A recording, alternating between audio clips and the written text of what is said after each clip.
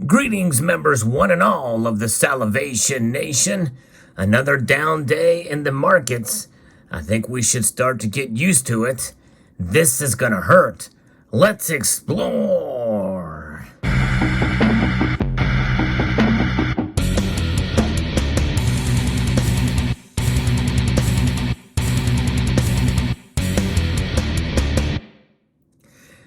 We had a few exhilarating couple of days recently when the markets took a upwards trajectory, pretty radical move to the upside. They spiked and exploded in price, especially silver. But nonetheless, it was short-lived, pretty much as I predicted. Even though I may have been right then, it does not necessarily mean that I'll be right again. But nonetheless, it is about being cautious about how you approach these markets, especially when making purchases. One thing I always say is to be very careful making purchases, especially when there's a dramatic upside in a short amount of time, much like what we saw in those days. But we pretty much have lost all of the gains that we saw during that time, and now we are back down. Fairly predictable in my view, and nonetheless, it's a time where there could be some buying opportunities here, because I always say to consider making purchases, especially in a dramatic decline, if you can find silver and gold with a relatively reasonable premium, which has been very difficult these days, especially these Silver Eagles. They've really jacked up the premiums on those. You're basically almost paying double spot price for a Silver Eagle these days from many bullion dealers. Nonetheless, this is a time where we need to bite the bullet, although I would certainly caution against biting one of these, as that's lead and that's not safe to chew on. And if you have tough jaws and can get through the copper jacket on this, you're still ingesting lead. I do not recommend biting into a bullet literally. That was simply a figure of speech. But nonetheless, this is the market we live in today. And we have to look past these times when the markets are like this, when they're down. In fact, let's go over what these markets are, because right now we are seeing gold down over 1.5% as I record this video, moments before the markets close. Gold is down $26.70, now at $1,669.30. Silver is down 53 cents. Down a fairly substantial 2.6% to $19.70. We're even seeing downward trajectories for platinum, palladium, and also rhodium took a fairly big hit today at over 2.3%. Gold to silver ratio is widened a bit to 85.12, and that's a pretty big ratio climb there. And that has almost essentially has become the new normal in these days, about 80 to 1. Or 85 to 1, as we see right now. You know, I long for the days when the new normal, which was about 70 to 1 or 60 to 1, somewhere thereabouts. Would love to get back to those days, but I think it's going to be quite a while before we see that. There's two drivers that move gold's price and silver's price in these times, and that is the dollar index, which the dollar index is now up a 34 today to 113.15. And by the way, we are seeing the markets, the Dow Jones down as well too. It's down over 93 points. The Nasdaq is down over 110 points. The S&P is down 27 points. Because the markets are anticipating pain ahead. Pain is coming, folks. And it's not just with gold and silver. People are running to the safety of cash. I have to say that again and again. And that's what people are doing. It makes no sense for many of us that hold precious metals, pun intended. This dollar is made up of 100 cents. But nonetheless, for us, it makes no sense. And so you have that going on because the stocks are losing value too. And gold and silver are losing value. People running to the safety of cash. And the whole world is running to the safety of cash compared to the other currencies that are out there.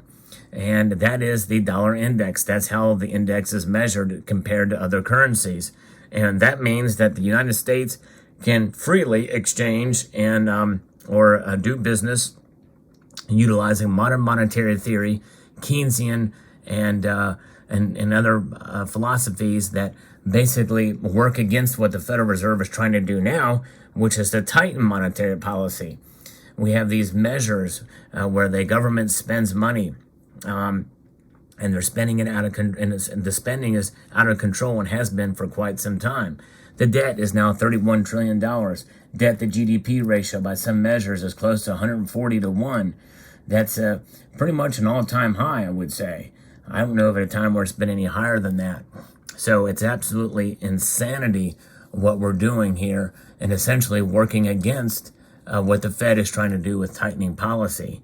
But this is why we hold gold and silver. We look past the pain of the present and look forward to the glory of the future with gold and silver, because they have and will continue to be stores of wealth that far surpass what these numbers say on a screen, what the spot price is, what the value of the dollar is. You know, the dollar is losing value by design every year, and it's just now that it's a little bit outside of that design, and that's called inflation. It's called high inflation, because inflation really is a constant. It has been since 1913, by the way, when the dollar has lost 97% of its value since the Federal Reserve Act was brought into law. And so therefore, it continues to be a case where now gold and silver are kind of the forgotten metals in this economy here in the West especially.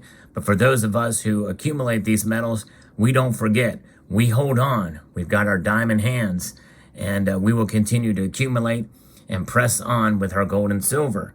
And we will take this pain, and we will, people may laugh at us, by the way, because, you know, what has silver done in terms of the dollar? What has gold done in terms of the dollar, in terms of its measure against dollars? But we look beyond what the price is. Value is not necessarily always measured by price, and we know that for sentimental items. And people say, well, then you have a sentimental, emotional connection to your gold and silver. Gotcha. We should not be holding these metals out of emotion. True that. And this is why we hold them, taking emotion out of it. Because if we operated under emotion, well, we probably would have given up by now. We would have frustrated. And by the way, it's okay to have it, to express emotion, but not to act on it in terms of holding these precious metals. So I encourage you to hang on there through this tough time, because gold and silver will surpass these tough times. They always have, they always will. There's no currency that has survived in its state like gold and silver has as money for thousands of years. In fact, silver especially has been used as money much more than gold has, or any other metal out there, or any other item. Seashells, salt were used as money for a time, but they weren't very fungible and durable, that's for sure. And in fact, one can even make the argument that this is not all that durable either. Although this is not paper, it's a special cotton fibers, comes to us exclusively from the Massachusetts delegation that kept it going, especially the dollar bill here, the Crane Paper Company, if you want to call it paper. These are cotton fibers. It does last a fairly long time, but compared to coins, there's no contest, and especially gold and silver. They will outlast it all.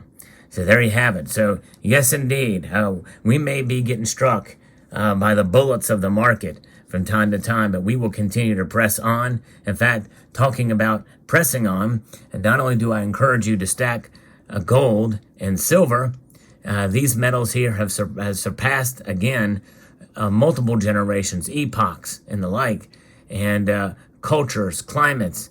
Gold and silver reign supreme as the ultimate store of value, as the sound money that will continue to be that for generations and millennia to come, I believe. But also I encourage you to stock up on food, water, and non-perishables, and things to protect your family against inflation that continues to rise. If you can grab an extra box of this or that, toilet paper, what have you, just one extra container, you're doing your part, because likely when you go back to the store again, it'll probably go up even more. Part of that preparedness means to prepare for an emergency if it were to come in one form or another. You never know. And that includes these things right here. You got to bite the bullet and buy some bullets too. Have some of those as well as arms in your possession to exercise those Second Amendment rights. Yes, indeed. Gold, silver, copper, jacketed lead. Indeed. And so there it is. So that's really the key here, folks, is to be prepared and to hang in there. Hang in there with precious metals. Hang in there through the pain. Hope you found this video insightful and encouraging. Would like to extend a multitude of gratitude to you all for taking the time to watch, and to encourage you to please rate, share, comment, and subscribe.